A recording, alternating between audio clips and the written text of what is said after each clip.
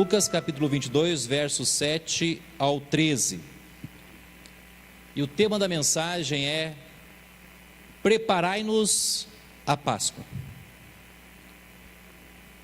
Hoje nós começamos o nosso mês de missões, e nada melhor do que começarmos com a Páscoa. E este é o nosso texto-chave. Então convido os irmãos, aqueles que encontraram, aqueles que podem ficar em pé, que fiquem em pé em reverência à palavra de Deus.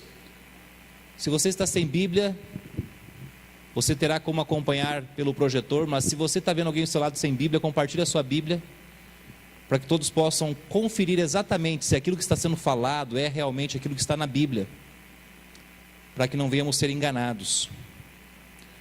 Lucas capítulo 22, do verso 7 ao 13, diz assim: Chegou, porém, o dia dos ázimos, em que importava sacrificar a Páscoa. E mandou a Pedro e a João, dizendo: Ide, preparai-nos a Páscoa, para que a comamos. E eles lhe perguntaram: Onde queres que a preparemos? E ele lhes disse: Eis que quando entrardes na cidade, encontrareis um homem, levando um cântaro de água. Segui-o até a casa em que ele entrar. E dizei ao pai de família da casa: O mestre te diz: Onde está o aposento em que hei de comer a Páscoa com os meus discípulos? Então ele vos mostrará um grande cenáculo, mobiliado. Aí fazei preparativos. Indo eles, acharam como lhes havia sido dito, e prepararam a Páscoa. Oremos. Pai, obrigado pela tua palavra, que é viva, eficaz e capaz de falar aos nossos corações. E pedimos a ti, Pai, para que o Senhor nesta noite fale aos nossos corações. Hoje é uma data muito importante. Hoje nós lembramos da morte de Cristo, mas principalmente que Ele ressuscitou. E obrigado, Pai, porque podemos ter esta certeza, não somente através da tua palavra, mas através da arqueologia, através da ciência deste mundo.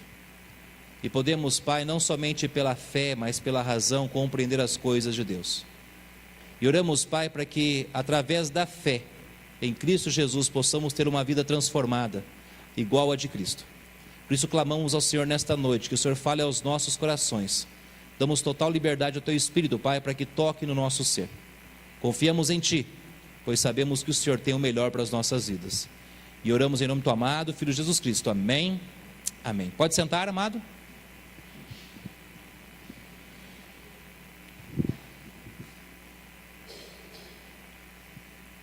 Hoje à noite é um dia em que falamos sobre a Páscoa. Mas eu quero abordar algo mais detalhado. E eu quero falar sobre aquela última ceia de Páscoa que Jesus teve com os seus discípulos, mais especificamente no preparo daquela ceia. Porque foi naquele momento que Jesus disse algo aos seus discípulos, porque o dia da Páscoa estava chegando, e ele falou para os seus discípulos: preparai-nos a Páscoa, preparai-nos a Páscoa. Olha o verso 7, chegou porém o dia dos ázimos, em que importava sacrificar a Páscoa.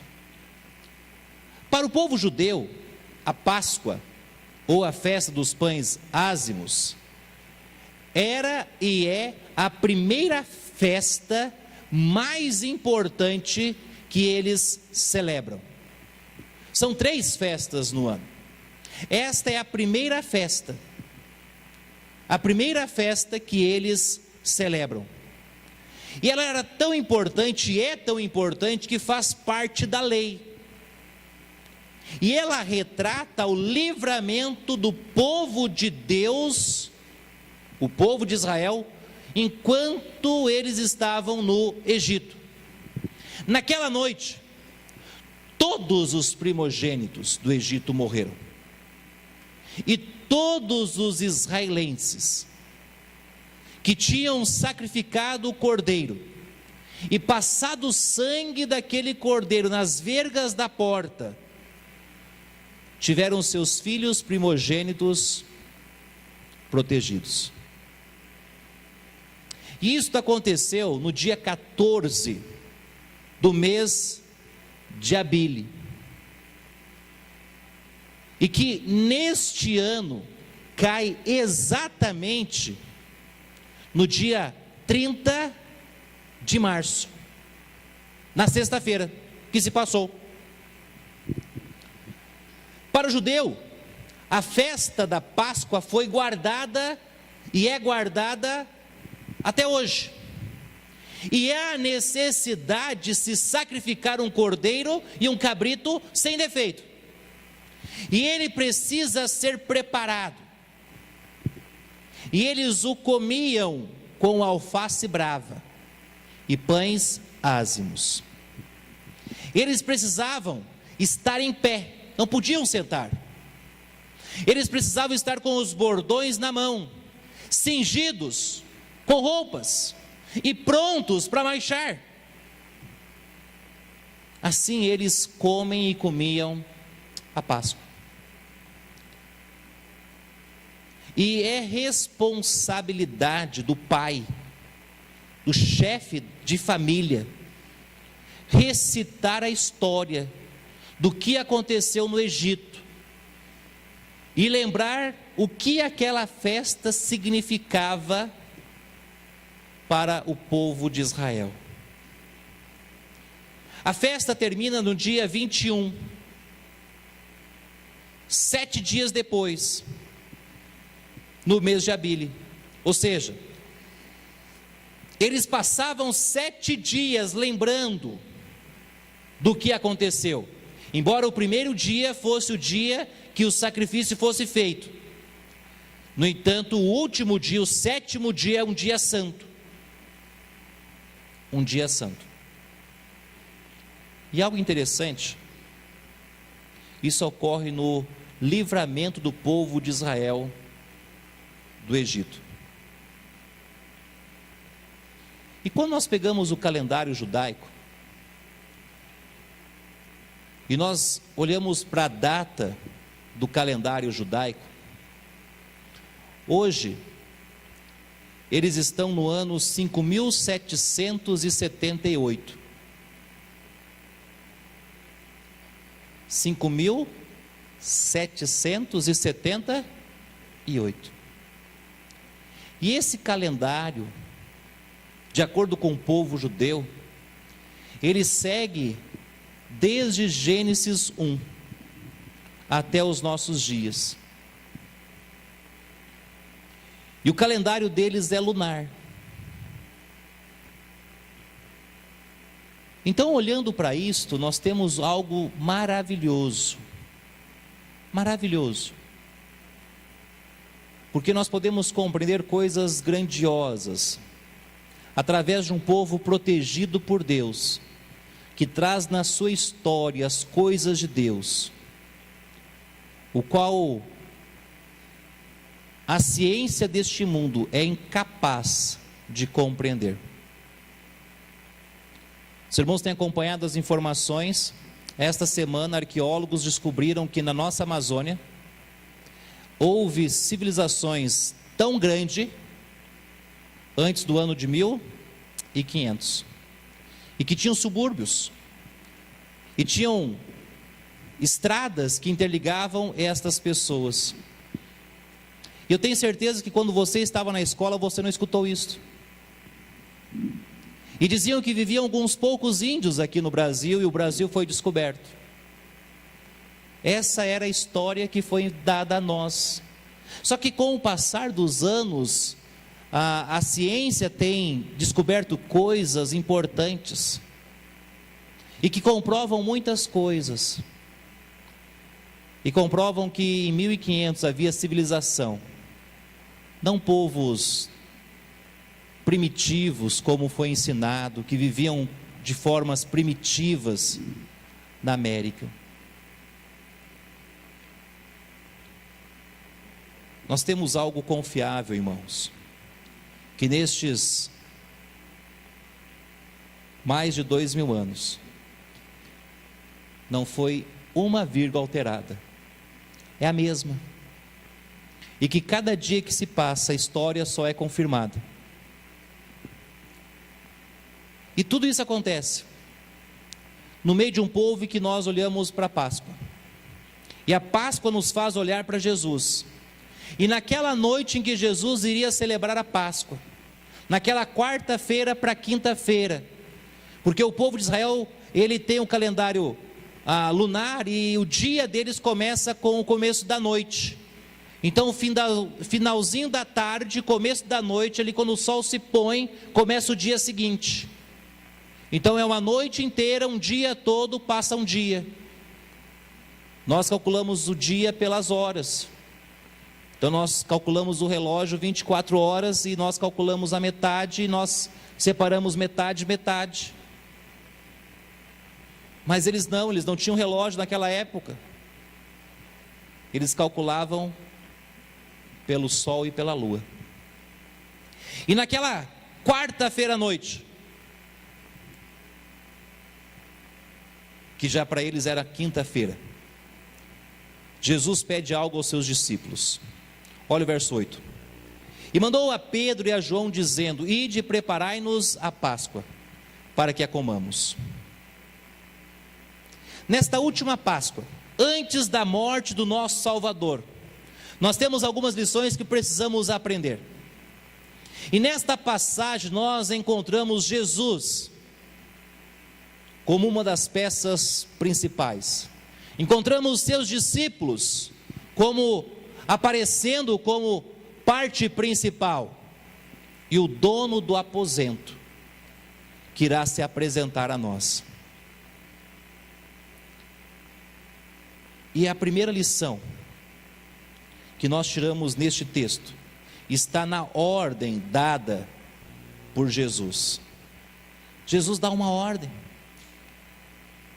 e a ordem de Jesus consistia em ir. Jesus diz no verso 8: ide. Agora, o que se espera de uma ordem? O que se espera de uma ordem é que haja obediência. No entanto, esta ordem não foi dada a todos os discípulos. Esta ordem foi dada somente a 2 dos discípulos. Olha o começo do verso 8. E mandou Pedro e a João. Uma ordem muito parecida como esta, de ide, é dada por Jesus, não a alguns discípulos, mas a todos os seus servos. E Jesus diz aos seus servos, em Marcos 16:15, e disse-lhes: ide por todo o mundo, pregai o evangelho a toda criatura. É nossa responsabilidade em ir. E Jesus não deixou uma segunda opção. Ele só disse uma opção: ide, ide. Conta-se uma história, eu gosto muito dessa ilustração, que os animais resolveram fazer uma festa na selva,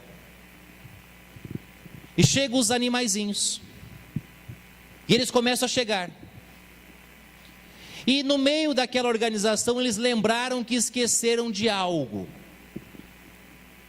e eles começaram a indagar quem eles iriam mandar para buscar aquilo que eles tinham esquecido, e fizeram uma votação, e a votação sobrou para o coati. E eles chamaram o coati e deram a ele a ordem: você vai buscar o que tinha faltado. E o coati sai atrás do que estava faltando. E eles ficam lá, esperando as coisas chegarem. Passa uma hora,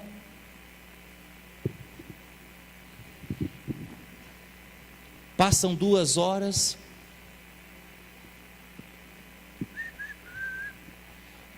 Passam 3 horas.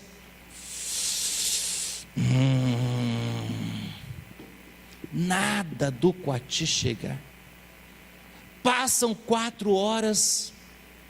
E eles já começam a ficar irritados. As cobras já começam a se enrolar. Os leões já começam a ficar incomodados. Os macacos já começam a fazer macacadas. E a coisa começa a ficar agitada. E quando estava perto de passar 5 horas, o leão dá um grito. Eu falei para vocês não mandarem o coati. Eu sabia que ele ia se perder, que ele não ia voltar. Ele é um irresponsável. E a macacada.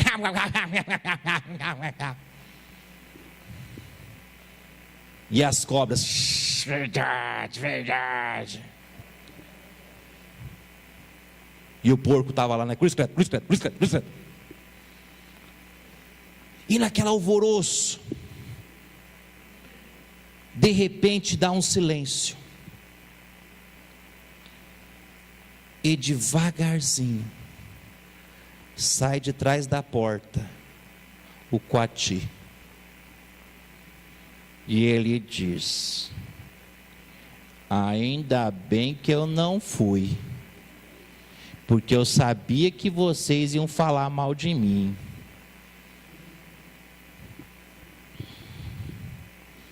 A ordem de Jesus não dá esta opção. Embora irá se levantar muitos empecilhos, vai se levantar muitos obstáculos. A ordem de Cristo é: ide, ide. Nós não podemos ficar atrás da porta, nós precisamos ir. E quando Jesus disse para os discípulos, para eles irem prepararem a Páscoa, o que eles fizeram? Eles foram. A ordem de Jesus consiste no preparativo. Precisava do preparativo. Embora Jesus tinha dado a ordem de ir, ele designou o que precisava se fazer. Olha o verso 8: preparai-nos a Páscoa.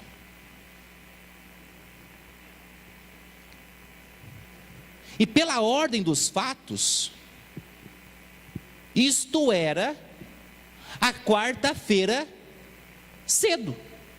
Nossa, o sol já estava brilhando. Eles tinham pouco tempo. Eles precisavam cumprir a sua missão rapidamente. Eles precisavam preparar a Páscoa. Ou seja, eles precisavam de um carneiro, eles precisavam dos pães ázimos, eles precisavam das alfaces bravas. E junto à festa, com o passar do tempo, algumas frutas foram introduzidas, alguns legumes, alguns cereais, faziam parte daquilo. Só que eles precisavam de um local para se reunir. E Jesus iria os indicar onde encontrar. Como para terem a festa, os discípulos precisavam preparar tudo. Eles precisavam cuidar dos mínimos detalhes. Na obra de Deus não é diferente.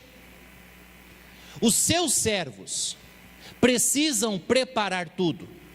E para prepararem tudo, precisam estar preparados, capacitados. E quando Paulo escreve a Timóteo, ele deixa isso bem claro. 2 Timóteo 2,15, ele fala para os servos, aqueles que estão preparando as coisas para Deus na obra de Deus: procura apresentar-te a Deus de que maneira? Aprovado. Que não, como obreiro que não tem que se envergonhar, que maneja bem, não meia boca, a palavra da verdade. Irmãos, nós descobrimos que existem certas funções na obra de Deus que não são para todos. mas para aqueles que estão preparados, que se preparam. Há certas funções na obra de Deus que não são para todos, são para aqueles que se preparam. Por isso que Jesus nos fala em Mateus capítulo 22, versículo 4, porque muitos são chamados, mas poucos escolhidos. Porque somente os que estão preparados é que vão ser usados. Eu conheci um senhor que tinha um chamado para ser pastor, mas uma característica na lista dos pastores que Tito ou Timóteo nos dá, reprovava ele para ser pastor. Um diácono. Tinha um senhor que tinha todas as características para ser diácono, mas havia uma característica que o reprovava para ser diácono: ele tinha a língua solta. Se ele ficava sabendo de uma fofoquinha, ele soltava aquilo para todo mundo. Não pode, precisa estar preparado. Ele não conseguia controlar as emoções. O preparativo para a Páscoa exigia pessoas preparadas, por isso 2 foram chamados. Eles precisavam cumprir a missão, e eles foram atrás daquilo.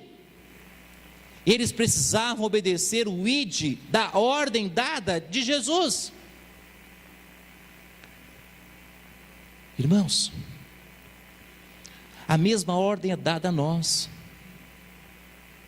E a cada dia que passa, o ide por todo mundo precisa ser lembrado, porque é nossa missão cumprirmos o ide. A segunda lição que nós tiramos é a submissão dos discípulos. Isto é visto quando eles expressam o desejo de saber exatamente como Cristo desejava. Jesus diz: ide, preparai-nos a Páscoa. Ok? A ordem foi dada, mas eles queriam saber exatamente como Cristo queria que isso fosse feito. E eles fazem uma pergunta, olha o verso 9. E eles lhe perguntaram: onde queres que a preparemos? E quando nós aplicamos isso na obra de Deus, nós descobrimos que na obra de Deus não há espaço para se fazer aquilo que se acha melhor, ou ensinar aquilo que nós desejamos. Nós temos uma mensagem, nós não podemos arredar o pé da mensagem. E Paulo mesmo nos diz, 1 Coríntios 11, 23, porque eu recebi do Senhor o que também vos ensinei, que o Senhor Jesus na noite que foi traído tomou o pão. Paulo está falando: aquilo que eu aprendi, aquilo que a Bíblia ensina é aquilo que eu ensino. Eu não posso sair daquilo que a Bíblia nos ensina, eu tenho que ficar naquilo que a Bíblia ensina. Eu preciso.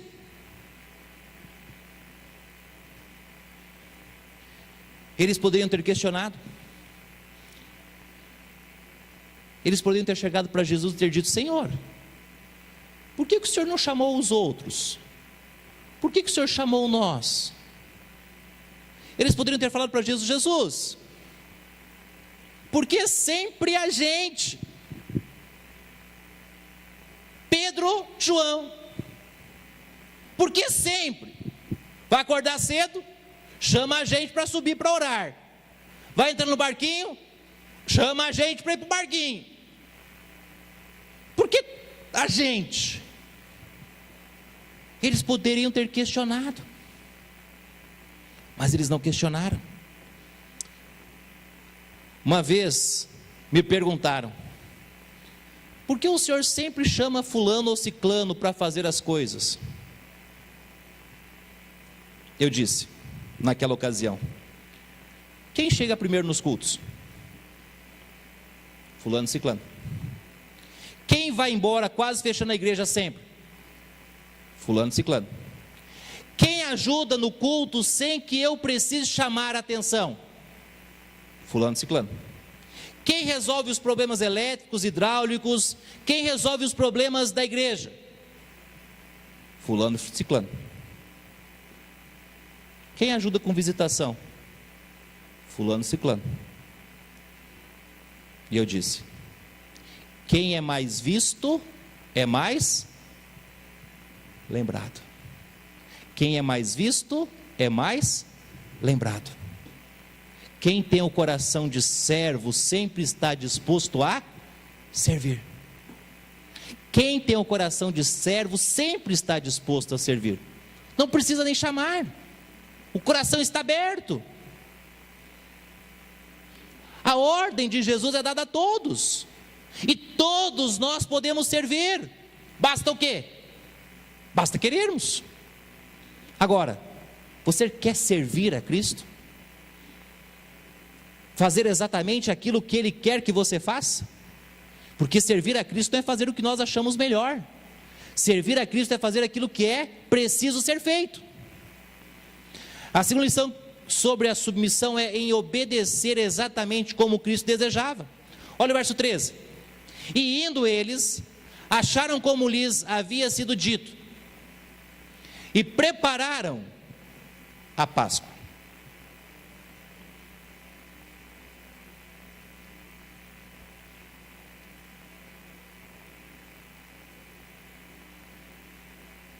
Quando nós lemos ide, ou melhor, indo eles, nós aprendemos que eles não reclamaram, eles não questionaram, não tiveram qualquer crítica às ordens de Cristo, mas eles se colocaram em submissão a obedecer. A Bíblia nos fala que nós precisamos olhar para frente. Não devemos ficar com os olhos fitos no nosso passado. Sabe o que é que vive de passado? Museu. Você já foi no museu? Fedido, não é? Livros velhos, coisas velhas.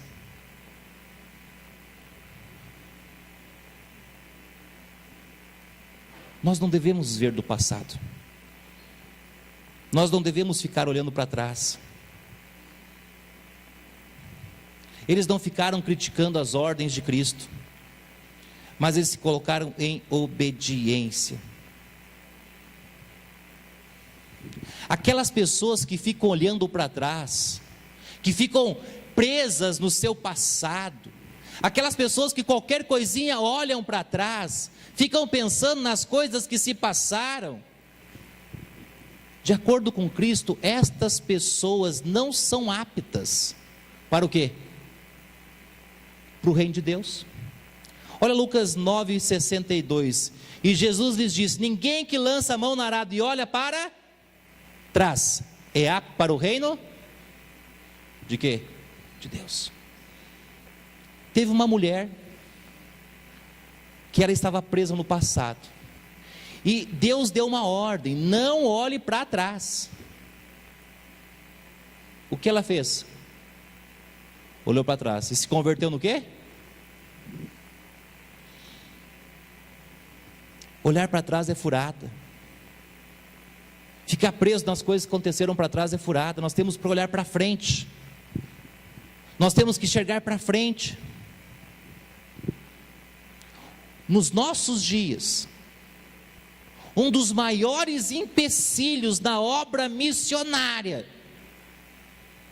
é aqueles que estão trilhando o caminho de Cristo, em obediência, que abandonaram tudo, mas que em certa circunstância param e fazem o quê? Olham para trás, olham para aquilo que abandonaram para seguir a Cristo e fazem o quê? Voltam para aquela vida que tinham. A submissão a Cristo é uma das maiores dificuldades que os cristãos dos nossos dias estão enfrentando. A submissão a Cristo é uma das maiores dificuldades que os cristãos dos nossos dias estão enfrentando. E sabe o motivo?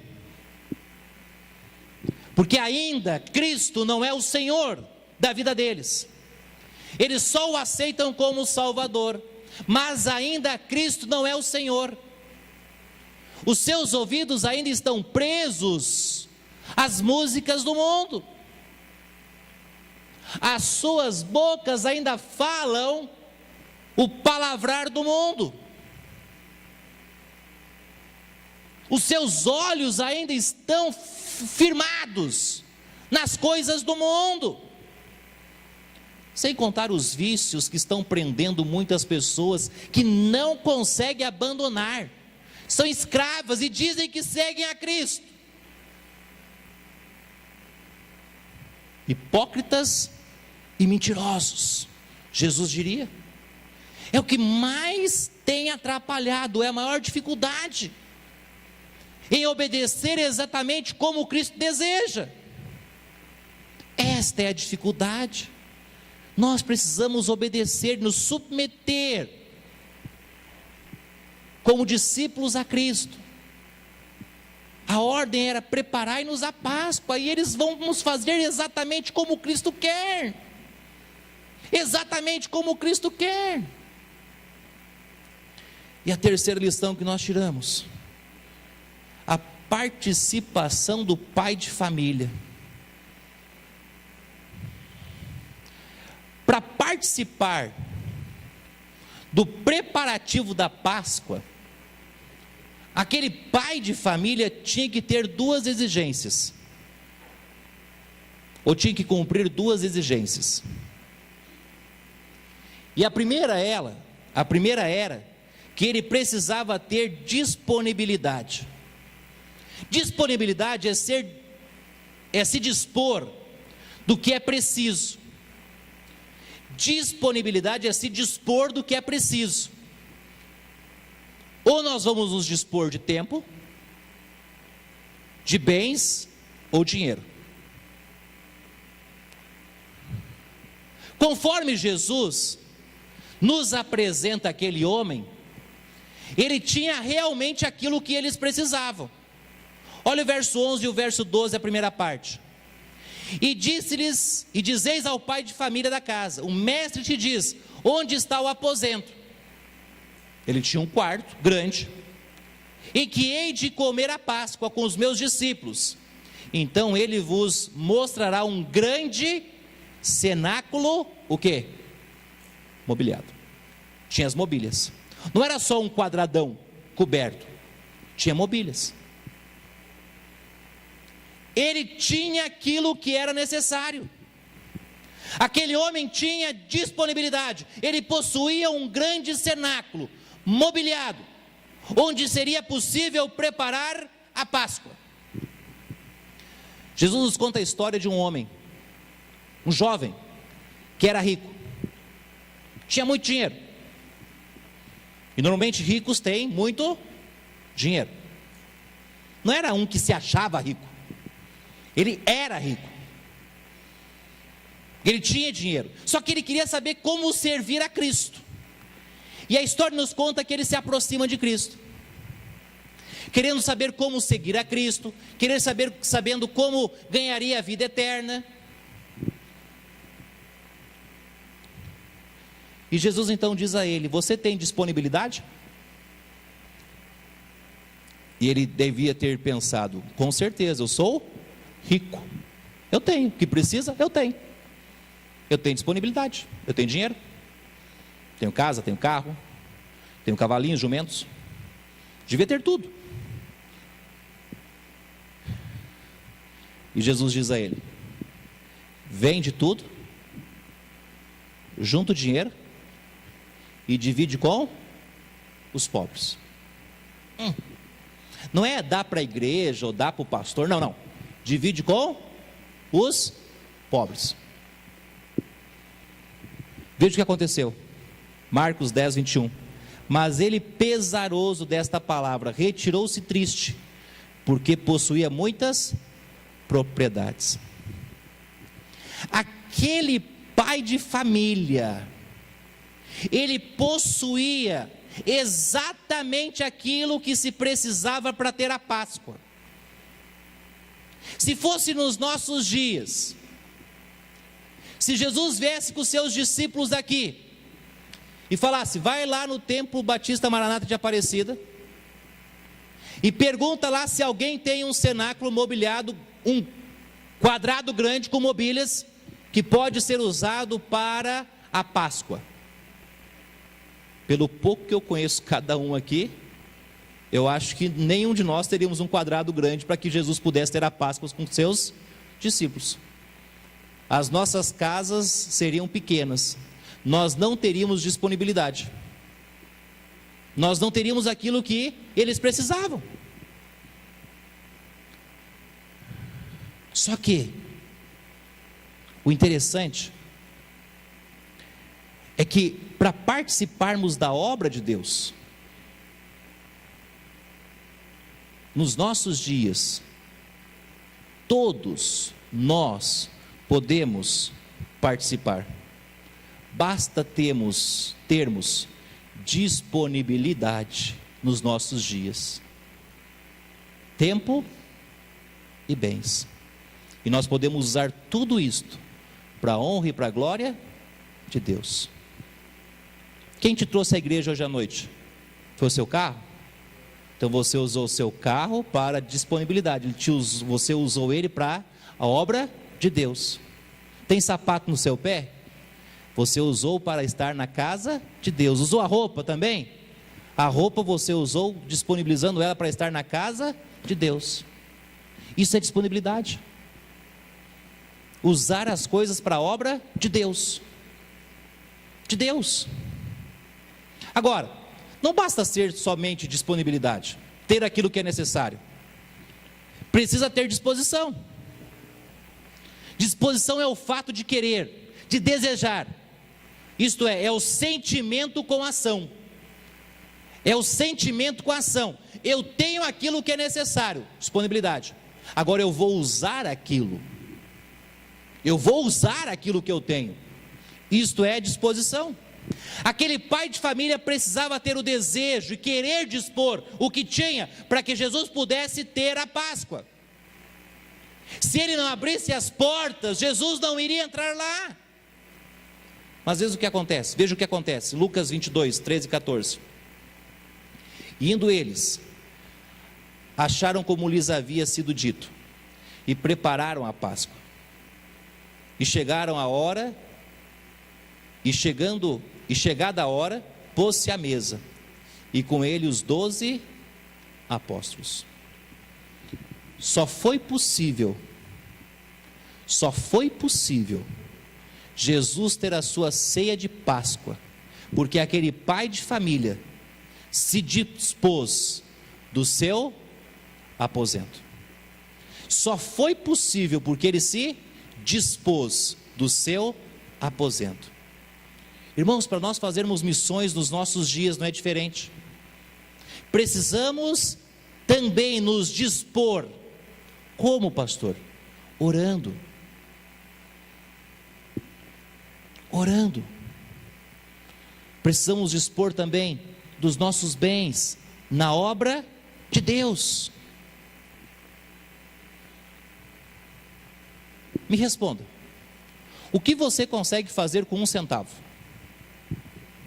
Com 1 centavo. Pensa aí, o que você consegue fazer com 1 centavo? O Adão está empolgado hoje, né?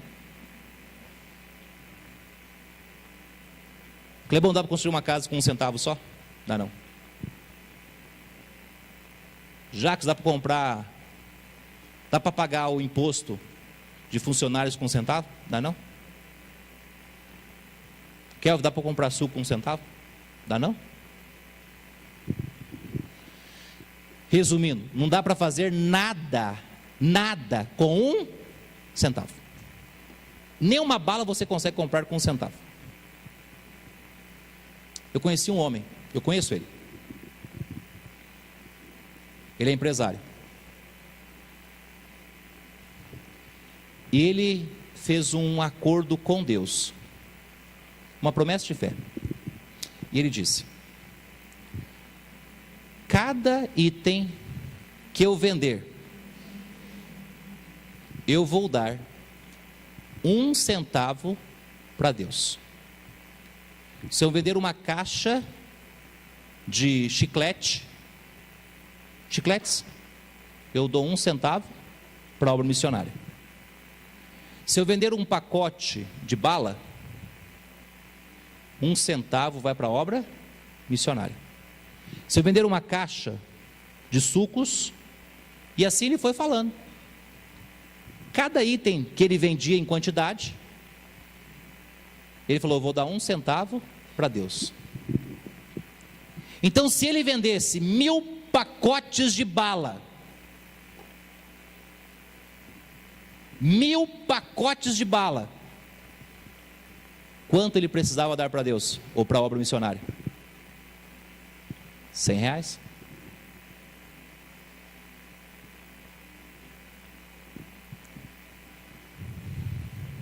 Na verdade é 10.000 pacotes de bala. R$100, agora consertei. 1000 pacotes de chicletes, caixinhas de chicletes, R$10 para missões. A última vez que eu conversei com ele, ele estava sustentando 5 missionários na obra missionária. E eu perguntei para ele: não faz falta? E sabe o que ele me respondeu? Faz falta 1 centavo para o senhor?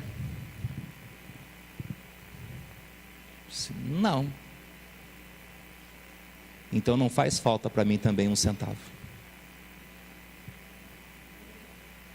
Eu dou 1 centavo para a obra missionária. O problema é que eu vou juntando eles.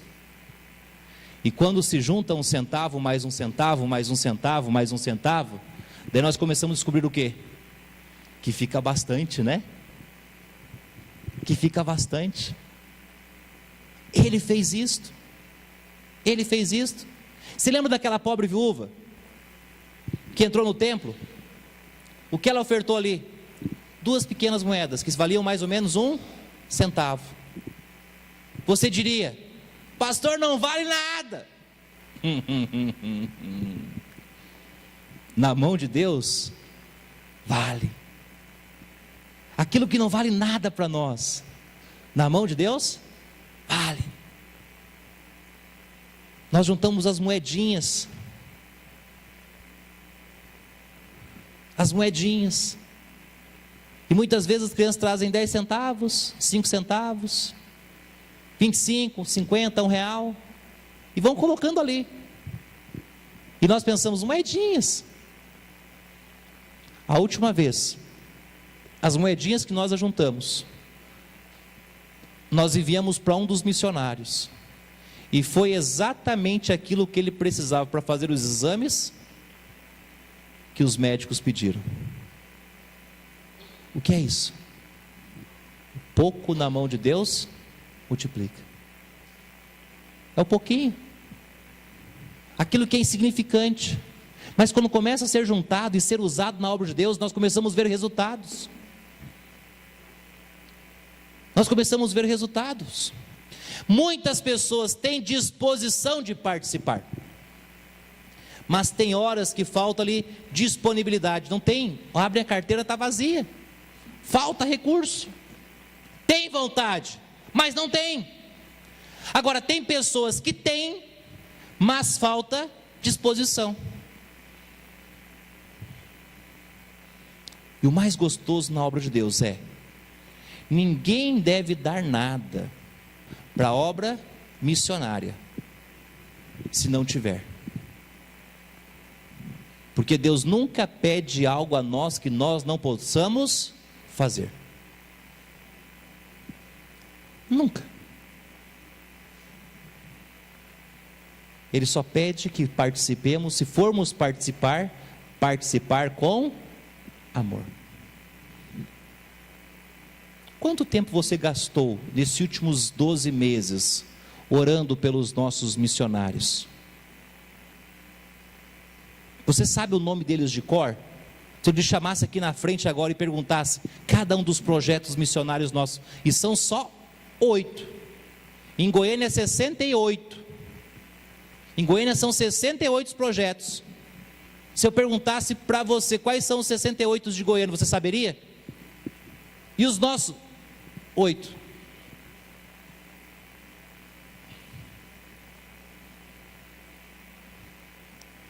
Disponibilidade e disposição. Separarmos um tempinho por dia para orarmos por eles. Jesus disse aos seus discípulos: preparai-nos a Páscoa. Foi uma ordem dada aos 2 discípulos, que se submeteram à ordem de Jesus, mas com a participação do pai de família. Jesus teve a ceia de Páscoa. Jesus deu uma ordem a nós nos nossos dias, aos salvos, aos crentes, aqueles que receberam Jesus como seu Salvador, aqueles que entregaram a sua vida a Jesus como Salvador. Ele disse, e disse-lhes: ide por todo o mundo, pregai o evangelho a toda criatura. A ordem não é dada para todos, a ordem é dada somente para aqueles que aceitaram Jesus. É nossa responsabilidade pregarmos o evangelho, por onde formos, falarmos de Jesus. Então nesta noite nós temos pessoas que fazem parte deste ID. Ou você faz parte do ID, do versículo, ou você faz parte das criaturas do versículo. Se você é salvo, você precisa ir pregar o evangelho. Agora, se você não é salvo, você faz parte das criaturas, e você precisa receber Jesus como seu Salvador. E o que você tem feito? Você tem entregado a sua vida a Jesus? Ou você tem rejeitado? Ele fez tudo por você. Você que é salvo, qual tem sido a sua participação? E você que tem participado com fidelidade na grande comissão? Quando nós olhamos para a Páscoa, amados, nós lembramos do grande amor de Deus por nós. Romanos 5,8 diz: mas Deus prova o seu amor para conosco, em que Cristo morreu por nós, sendo nós ainda pecadores. Tudo isto Jesus fez para nos ensinar uma lição. Aqueles que não são salvos precisam ser salvos, e aqueles que são salvos precisam participar da grande comissão, orando, indo e contribuindo. Esta é a nossa missão. Missões, missões, missões. Ide por todo mundo, pregai o evangelho a toda criatura. Quem aceitou Cristo através do Templo Batista Maranata de Aparecida? Levante sua mão. Não dá para ver não, levanta mais alto aí, para todo mundo ver. Isso. Baixa sua mão. Agora imagine se você, ou se esta igreja não tivesse sido aberta, e você não tivesse aceitado Cristo como Salvador. Onde você estaria hoje? Como seria a sua vida? Isso chama-se obra missionária. Alguém que nós não conhecemos investiu na obra missionária, participou, contribuiu. E tudo que nós temos aqui hoje é fruto de missões. E hoje nós podemos ser o alguém, o pai de família, que vamos doar para que outros possam ter. E nós nunca vamos ser conhecidos enquanto estivermos neste mundo, mas nós estamos fazendo por outros aquilo que outros fizeram por nós. Isso é missões. Vamos orar. Pai, obrigado pela tua palavra.